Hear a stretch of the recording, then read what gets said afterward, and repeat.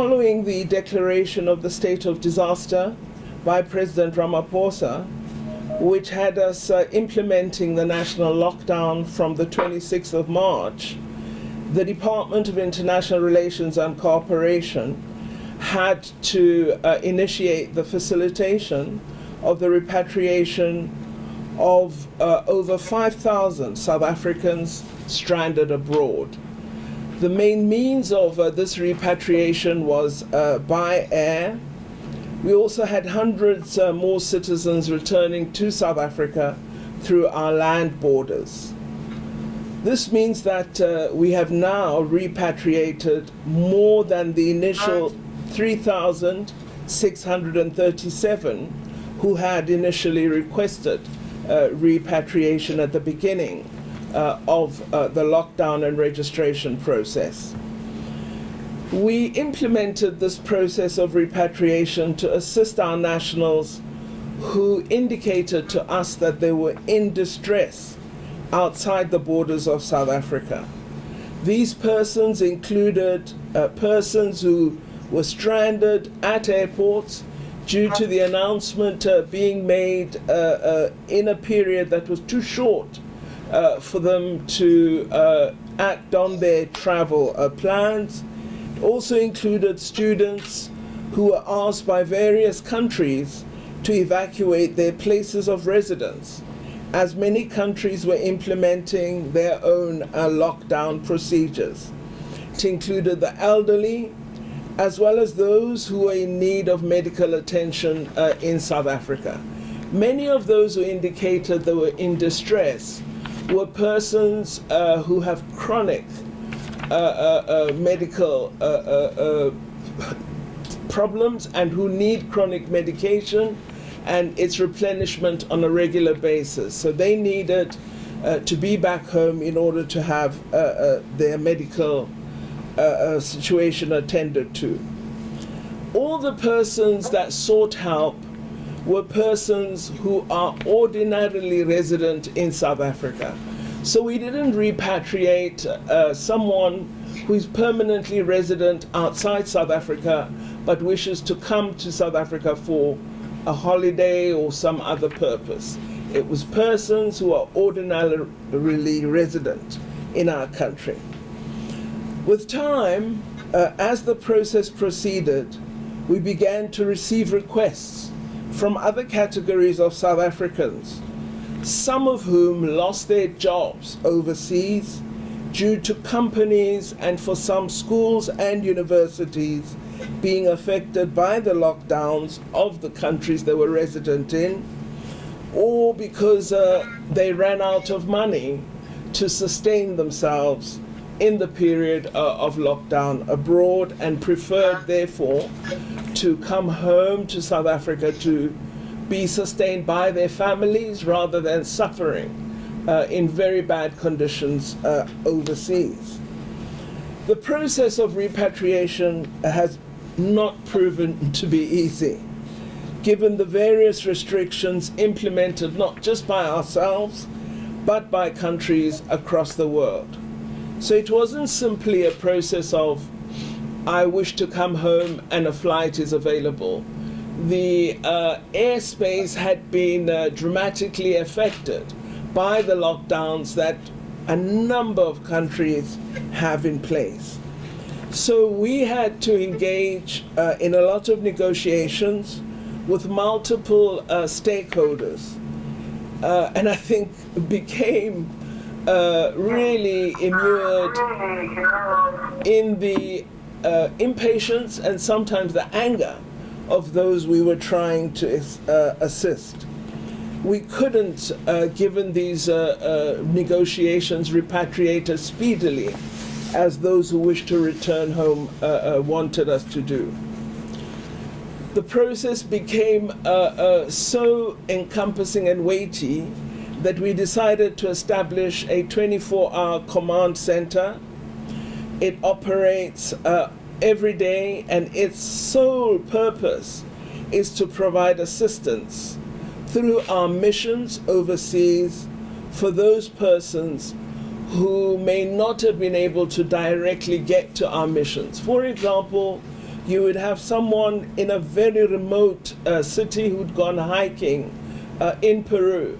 So they're not immediately in Lima, the capital where our mission is located. And they don't have an easy means of communicating with Lima. For some, it was easier to reach the command center rather than attempting to directly communicate with our embassy. We treated this repatriation of South Africans as a humanitarian response, which would have the support and coordination of the National Joint Operational and Intelligence Structure, or NATJOINTS as it's called, with the guidance of the National Coronavirus Command Council, which is chaired, of course, by President Ramaphosa. Our citizens abroad who required repatriation were encouraged to contact our embassies in order to enable the department to assess the level of demand in each country and to be sure that we were indeed dealing with South Africans in the category of repatriate that I have referred to. I would like then at this point to thank all officials at our embassies throughout the world, led by our esteemed ambassadors and high commissioners, as well as our team here at the command center, led by the Director General, for the excellent work that they've been doing, spending sleepless nights negotiating the movement of South Africans, securing permits and flight clearances that brought South Africans back home. I also wish to thank all the officials of DIRCO who have served in the working streams of the NATJOINTS and have helped to persuade colleagues in those structures that the task we were involved in was important for South Africa to undertake. The pandemic we're all confronted by has disrupted nations, corporations, and our daily lives. The repatriation was carried through with collaboration between several departments, and we were fortunate to have the trust of our citizens that we would assist them. Despite all the impatient WhatsApp messages, phone calls, tweets that we had, I found that everybody believed that South Africa had the ability to assist its citizens. Several countries also supported our repatriation efforts, just as we supported their repatriation of their citizens from South Africa. We also had several organizations that were monitoring our processes very closely and ensuring that we do not desert our citizens who needed assistance. So I sincerely express my thanks to each and every person that was involved, including colleagues in the media who from time to time alerted us to inadequacies or to persons who had contacted them. So on behalf of my department, of our government, and our people, I would like to extend my heartfelt gratitude to all the governments of various countries across the globe who have helped our citizens during their time of need whilst in distress abroad.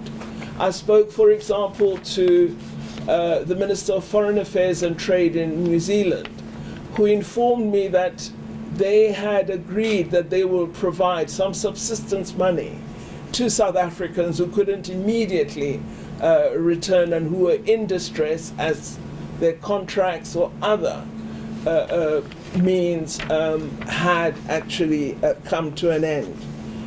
The repatriations, the many thousands that we've had, would not have been possible without the excellent cooperation we got from the international community, and I have a lot of material to make the book I write very interesting when I retire.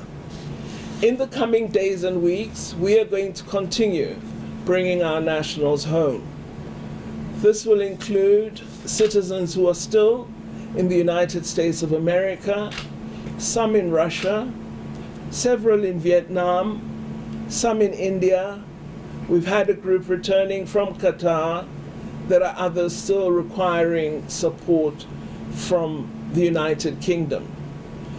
We are working to develop a schedule and make arrangements for these citizens to be attended to. We have developed a weekly newsletter on repatriation, which provides a detailed breakdown of the number of arrivals per country and region. It is available weekly on our website. Of course, we are aware of many other South Africans who still remain stranded abroad, and who we continue to appeal for their patience as we explore and negotiate ways of bringing them back home. I recall, for example, still a group about 9 hours away from Lima in Peru that cannot travel on the road because of the very strict lockdown underway in that country. The government of Peru remains open to assisting us to bring those people to the capital in order that we can make arrangements for their return. Now, I think it's important for me to point out that there are also South Africans who were caught by the lockdown in South Africa. These are South Africans who are ordinarily resident outside South Africa. Some hold permanent residence of the countries in which they work or reside with their families. They also have been seeking regulatory permission in order to return to the countries in which they live or work. We are working with our colleagues in Home Affairs and Transport to ensure that their return is facilitated. And I wish to point out that these persons would be bearing their own costs. It is more at the regulatory level that we provide assistance, and particularly with checking with the countries that they wish to return to, because they themselves have very strict rules as to who may return. So we are also working on that aspect of repatriation or evacuation. We also want to make it very clear, as I hope we were doing as we repatriated, that whilst our government is facilitating the return of our nationals, should they wish to return abroad after the lockdown is lifted, we as government would not have the means to bear any cost of such return. And we have made it clear to all those who sought help that we were helping those who are ordinarily resident in South Africa. We are not assisting you to come back for a short period and then paying for you to return from the country that you earnestly asked us to return you from. So please do not approach us asking that we assist with the cost of you returning to the country from which we repatriated you.